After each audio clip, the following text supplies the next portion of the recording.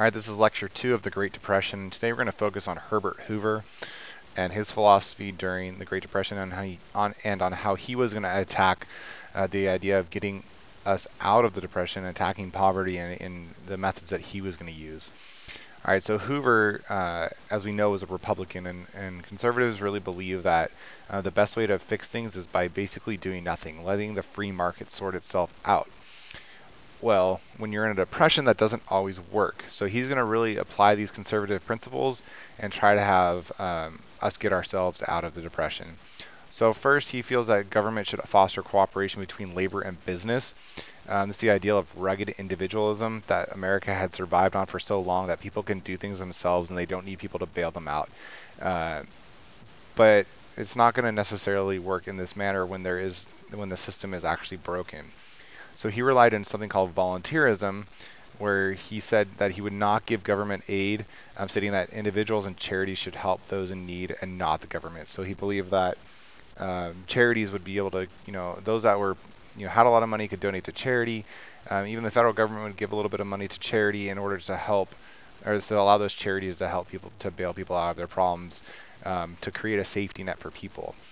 Most people had not created the safety net for themselves, so they needed it to come from somewhere else. Okay, and the people hated this response. They felt like Hoover was just doing nothing because it wasn't working, and they began to blame their problems on Hoover, as we'll see later on.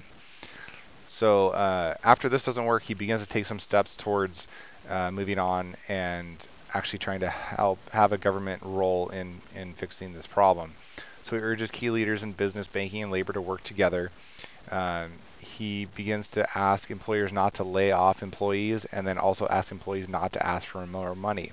So basically, keep things where they're at and not try to have any gains on either side. This doesn't work. So he's really failing in his efforts to make things better in these laissez-faire techniques.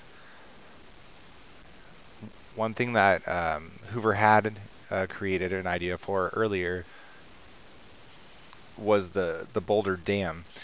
He had thought of this idea while he was Secretary of Commerce, and he felt it'd be a good way for the government to create jobs, and then it would also profit the government in the long run. So as we know, the Boulder Dam creates Lake Mead. It's near Las Vegas. You can go if you go to Vegas. And what it did is it financed the project through the projected profits of the sale of energy. So the Boulder Dam supplies 7 states with electricity, or 7 states with water, and then the surrounding cities to electricity, and these cities buy the electricity from the government, and then it's going to pay it back. So it's a good way to make money. The thing is, it's not a big enough project to really help the recovery of the Great Depression. So Hoover really starts to take steps after this, not huge steps, but small steps, which he feels still kind of abide by the policies of conservatism, but will also try to help spark the economy. And Hoover is a very, very, very, very fiscal conservative. He never felt that we should ever go into debt. So any steps that he's taking and any money that he's spending is very, very small.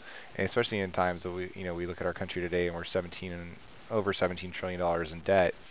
And, he's spending $1 million or so in order to try to help people out, and he felt like this was way too much spending, and he felt irresponsible for doing this. So he backed cooperatives between groups of people without directly interfering. He helped to create the Federal Farm Board and National Credit Corporation, just projects that are going to try to help out these organizations, but he doesn't really want to do too much himself.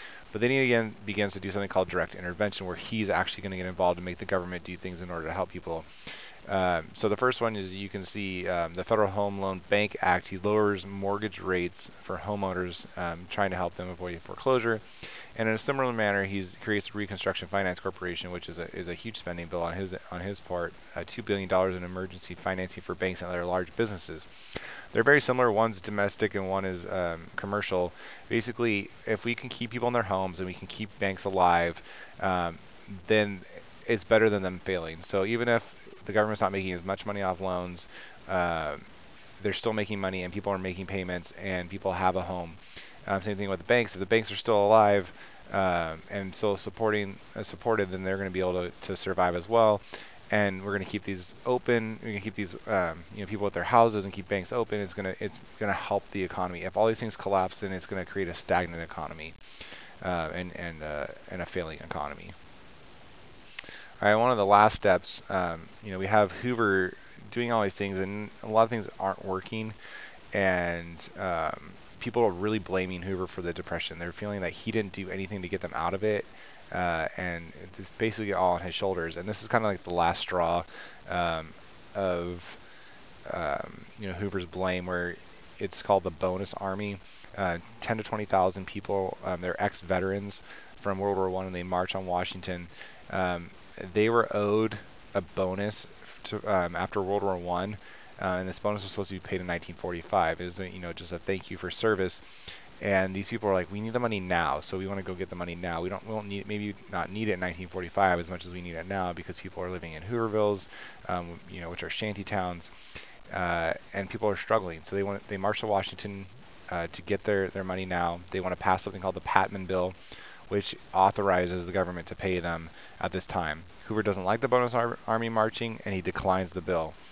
So 2,000 marchers stay, and Hoover's forced to disband them. He gasses the crowd, and he actually ends up killing a baby and partially blinds an 8-year-old, people that are in the crowd, and this really, really looks bad on him and destroys his image right before the election. Not that he would be able to win the election anyway, because people blamed him for the Depression, but it really, really hurts his image.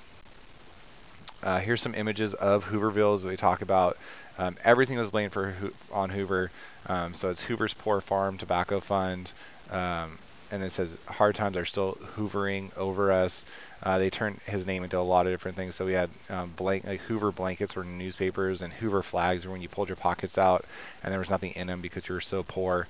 So all these are just different examples of how Hoover was blamed for the Depression. All right, and that is it. So thanks.